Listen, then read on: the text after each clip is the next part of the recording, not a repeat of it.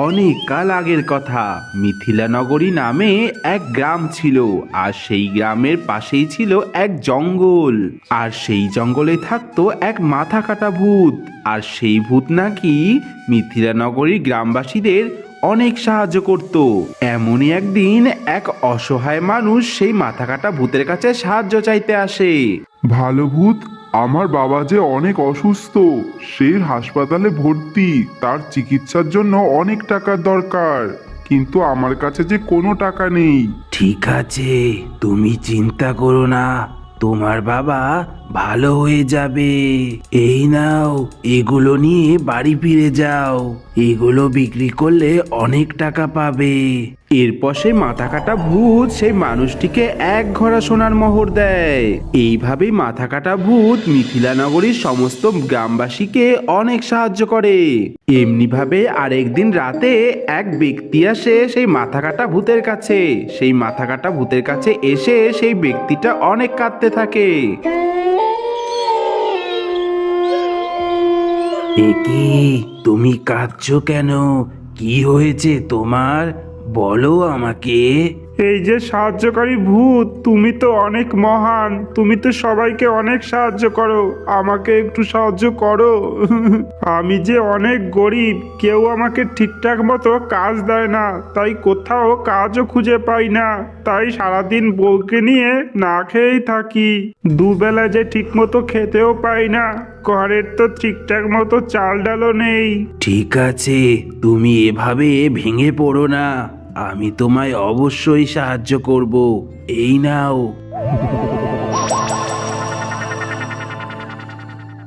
আমি জানতাম তুমি আমার কষ্টটা একটু বুঝতে পারবে, তাই তো আমি তোমার কাছে ছুটে এসেছি। তোমাকে অনেক অনেক ধন্যবাদ।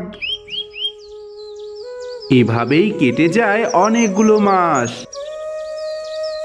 স্বামী, তুমি তো সেই ভালো ভূতের কাছ থেকে অনেক ধন সম্পত্তি নিয়ে এসেছিলে, তার কৃপাতে আমরা তো বেশ ভালোই আছি। কিন্তু এখন তো কষ্ট একটাই, আমাদের তো কোনো এখনো সন্তান এলো না। তাহলে কি বাকি জীবনটা আমাদের নিঃসন্তান ভাবেই কাটাতে হবে? গিন্নি, এখানে আমি আর কি বলবো, আমার তো কিছুই বলার নেই। স্বামী, আমি তোমায় একটা কথা বলি, আমার কথাটা একটু শোনো। দেখো, ওই ভালো ভূত তো এর আগে আমাদের সাহায্য করেছে, তাই এই সমস্যা নিয়ে যদি আমি তার কাছে যাই, তাহলে সে আমায় নিশ্চয়ই ফিরিয়ে দেবে না। তুমি আমাকে না করো না, আমি আজ রাতেই ওই ভালো ভূতের কাছে যাব। ঠিক আছে গিন্নি, তোমার যেটা ভালো মনে হয় তুমি সেটাই করো।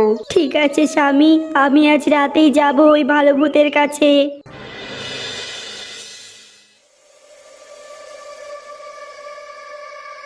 ভালো ভূত, কোথায় তুমি? কোথায় তুমি? ভালো ভূত, কোথায় তুমি? এ কি, তুমি এভাবে কেন কাঁদছো? তোমার দুঃখের কথা তুমি আমায় বলো। আমি তোমায় কথা দিচ্ছি, তোমার দুঃখ আমি দূর করে দেব। ভালো ভূত, তুমি কিন্তু বলেছো তুমি আমার দুঃখ দূর করে দেবে। হ্যাঁ, আমি তো তোমায় কথা দিয়েছি, আমি তোমার দুঃখ দূর করে দেব। এবার তুমি বলো, তুমি কেন কাঁদছো? বলো, তোমার এত কিসের দুঃখ? ভালো ভূত, শুনেছি তুমি নাকি অনেক দয়াবান, তুমি নাকি কাউকেই কখনো ফিরিয়ে দাও না, আমাকেও তুমি ফিরিয়ে দিও না ভালো ভূত। ভালো ভূত, আমি যে নিঃসন্তান, আমার কোনো সন্তান নেই, কতগুলো বছর কেটে গেল, আমি যে মা ডাক শুনতে পেলাম না এখনো। এবার বলো ভালো ভূত, আমি কি করব, কোথায় যাব? তুমি চিন্তা করো না, আমি যখন কথা দিয়েছি তোমার সমস্যার সমাধান আমি ঠিক করে দেব। তুমি নিশ্চিন্তে বাড়ি ফিরে যাও। মাথা কাটা ভূতের এমন কথা শুনে তিনি বাড়ির দিকে চলে যান। তিনি বাড়ি চলে যাওয়ার পরেই মাথা কাটা ভূত অনেক কাঁদতে লাগে। আর ঠিক তখনই সেখানে মহাদেব চলে আসেন। মাথা কাটা ভূত, তুই আর কাঁদিস না, আমি জানি তুই কেন কাঁদছিস। তুই এজন্যই কাঁদছিস, যাকে তুই কথা দিয়েছিস তার কথার দাম তুই কিভাবে রাখবি। আমি জানি সেই ক্ষমতা বা শক্তি তোর কাছে নেই, তবু তার কষ্ট তুই দূর করার জন্য তাকে তুই কথা দিয়েছিস। এবার সেই কথার খেলাপ তুই কি করে করবি তুই এটা ভেবে এমন করে কাঁদছিস? মহাদেব, তুমি তো অন্তর্যামী, তুমি তো সব জানো। হ্যাঁ মহাদেব, আমার কাছে সত্যি সেই ক্ষমতা নেই। এবার বলো আমি কি করব? মাথা কাটা ভূত, তুই চিন্তা করিস না, আমি তো এর জন্যই স্বর্গ থেকে মর্তে নেমে এসেছি। তুই একটা ভূত হয়ে যা কর্ম করেছিস তাতে আমি অনেক সন্তুষ্ট। তাই তো তোর দুঃখ দূর করার জন্যই আমি মর্তে নেমে এসেছি। তুই যাকে কথা দিয়েছিস তার ইচ্ছে অবশ্যই পূরণ হবে, আর সাথে তুই যা কর্ম করেছিস তোর সেই কর্মের ফলই তুই আজ পাবি। তুই যাকে কথা দিয়েছিস তুই তার গর্ভেই মানব রূপে জন্ম নিবি, আর তাহলেই তোর দুঃখ দূর হবে আর তার দুঃখ দূর হবে। আমি তোকে এই আশীর্বাদই করলাম। মহাদেব, আজ আমি সত্যি অনেক খুশি, নিজেকে অনেক ভাগ্যবান বলে মনে হচ্ছে। এরপর মহাদেবের আশীর্বাদে সেই মাথা কাটা ভূত আবারও মনুষ্য রূপে জন্মগ্রহণ করে।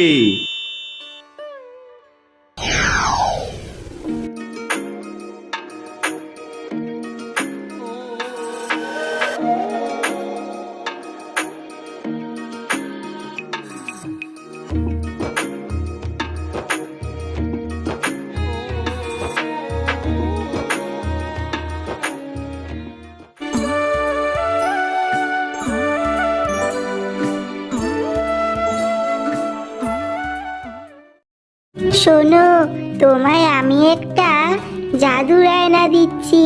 যখনই আমার কোনো প্রয়োজন হবে তুমি এই আয়নার সামনে দাঁড়িয়ে আমায় ডাকলেই আমি চলে আসব। পূজা বন্ধু, আমি তাহলে এখন আসি। আচ্ছা বন্ধু, তুমি সাবধানে যেও।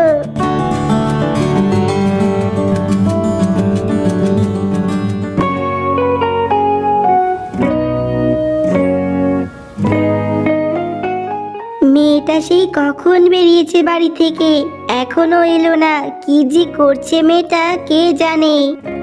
ওই তো আমার মেয়ে পূজা চলে এসেছে। কি রে, তুই যে আমায় বললি তাড়াতাড়ি চলে আসবি, আর তোর হাতে ওটা কি? হ্যাঁ, কি ওটা হাতে? মা জানো আজ কি হয়েছে? এটা হলো জাদুর আয়না, আমার একটা বন্ধু আমাকে দিয়েছে। এরপর পূজা তার মা বাবাকে সমস্ত ঘটনা খুলে বলে।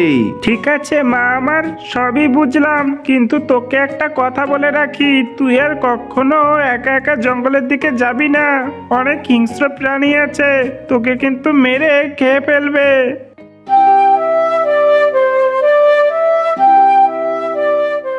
একদিন বল্টু শিয়াল তার বউ বাচ্চাকে নিয়ে জঙ্গলের দিকে খাবার খুঁজতে যায়, আর সেই ফাঁকে বল্টু শিয়ালের ঘর ফাঁকা পেয়ে সেখানে কালু কাক এসে হাজির হয়।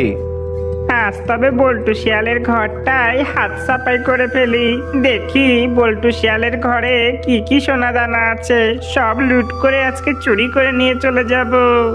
এরপরে কালু কাক বল্টু শিয়ালের ঘরে ঢুকে বল্টু শিয়ালের জমানো টাকা পয়সা সব চুরি করে নিয়ে পালিয়ে যায়।